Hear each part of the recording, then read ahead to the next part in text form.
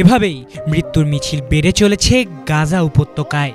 অথচ জায়নবাদী ইসরায়েলের সাথেই সম্পর্ক স্বাভাবিক করতে চেয়েছিলেন ফ্যাসিস্ট হাসিনা। শুধু তাই না, বরং বিরোধী মত দমনে ইসরায়েল থেকে গোপনে গোয়েন্দা সরঞ্জামও কেনে তার সরকার। সেগুলো দিয়ে আড়ি পাতা হতো বিরোধীদের ফোনে। 2021 সাল বাংলাদেশের পাসপোর্ট থেকে ইসরায়েলে ভ্রমণের নিষেধাজ্ঞা প্রত্যাহার করে হাসিনা সরকার। ব্যাপারটা আরেকটু বিস্তারিতভাবে বলা যাক।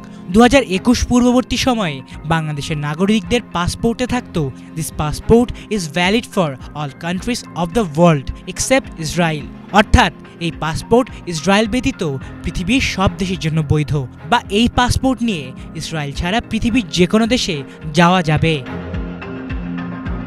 কিন্তু 2021-এ এসে হঠাৎ করে এক্সেপ্ট ইসরায়েল শব্দটি পাসপোর্ট থেকে বাদ দেয়া হয়। লেখা হয় this passport is valid for all countries of the world, যার অর্থ দাঁড়ায় এই পাসপোর্ট নিয়ে পৃথিবীর সব দেশে ভ্রমণ করা যাবে। সে সময় এই বিষয়টি নিয়ে কঠোর সমালোচনা করেছিলেন বিএনপি মহাসচিব মির্জা ফখরুল ইসলাম আলমগীর। হামলা ও ক্ষেপণাস্ত্র নিক্ষেপে যখন ফিলিস্তিনের গাজা নগরী মৃত্যুপুরীতে পরিণত হচ্ছে, ঠিক সেই সময় বাংলাদেশের পাসপোর্ট থেকে ইসরায়েল ভ্রমণের উপর থেকে নিষেধাজ্ঞা সরিয়ে দেওয়া হয়েছে, যা হতাশ করেছে গোটা বিশ্ব বিবেককে। আবার 23 মে ফিলিস্তিন বিরোধী ওই সিদ্ধান্তে ইসরায়েল সরকারের অভিনন্দন টুইটের প্রেক্ষিতে তা অস্বীকার করে পররাষ্ট্র মন্ত্রণালয়ের পক্ষ থেকে বাংলাদেশ সরকারের পজিশন ঘোষণা করা। অপরদিকে স্বরাষ্ট্র মন্ত্রণালয়ের নীরবতা গোটা বিষয়ে সরকারের নীতিহীন অবস্থান বেরিয়ে এসেছে। 3 বছর পর ওই ঘটনায় আত্মপক্ষ সমর্থনের চেষ্টা চালান স্বৈরাচার সরকারের তৎকালীন পররাষ্ট্রমন্ত্রী আব্দুল মোমেন। তবে তার উক্তিগুলো ছিল শাক দিয়ে মাছ ঢাকার মতোই।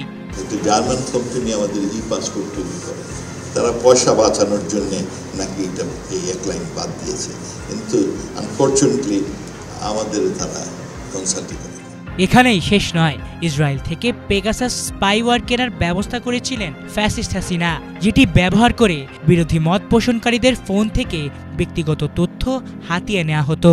এই জটিল স্পাইওয়্যার মূলত তৈরি করে Israeli cyber intelligence company NSO group.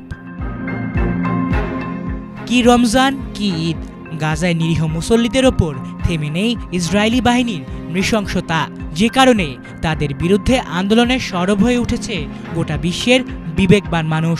থেমে নেই বাংলাদেশও, সর্বস্তরের মানুষই ইসরায়েলের বিরুদ্ধে করছে আন্দোলন। মঙ্গলবার ছাত্রদল আয়োজিত ইসরায়েল বিরোধী জনসভায় আরও একবার তেল আবিবের সাথে হাসিনার গোপন আতাতের বিষয়টি মনে করিয়ে দিলেন বিএনপি স্থায়ী কমিটির সদস্য সালাউদ্দিন আহমেদ। আওয়ামী লীগ পরোক্ষভাবে ইসরায়েলকে স্বীকৃতি দিয়েছিল। কিভাবে? তারা বাংলাদেশের পাসপোর্টে ইসরায়েল ব্যতীত সকল রাষ্ট্র দমনের যে নির্দেশনা ছিল সেখান থেকে ইসরায়েল শব্দটি রিমুভ করে দিয়েছিলেন, প্রত্যাহার করে নিয়েছিলেন। তার মানে দাঁড়ায় তারা ইসরায়েলকে স্বীকৃতি দিয়েছিল। দখলদার ইসরায়েলের সাথে কখনোই স্বাভাবিক সম্পর্কে যেতে প্রস্তুত নয় বাংলাদেশের মানুষ। অথচ বাংলাদেশের প্রতিনিধি হিসেবে হাসিনা জায়নবাদীদের সাথে সম্পর্ক স্বাভাবিক করার চেষ্টা চালিয়ে মূলত দেশবাসীর সাথে এক ধরনের প্রতারণাই করেন। আলিফ চৌধুরী, বাংলা ভিশন, ঢাকা।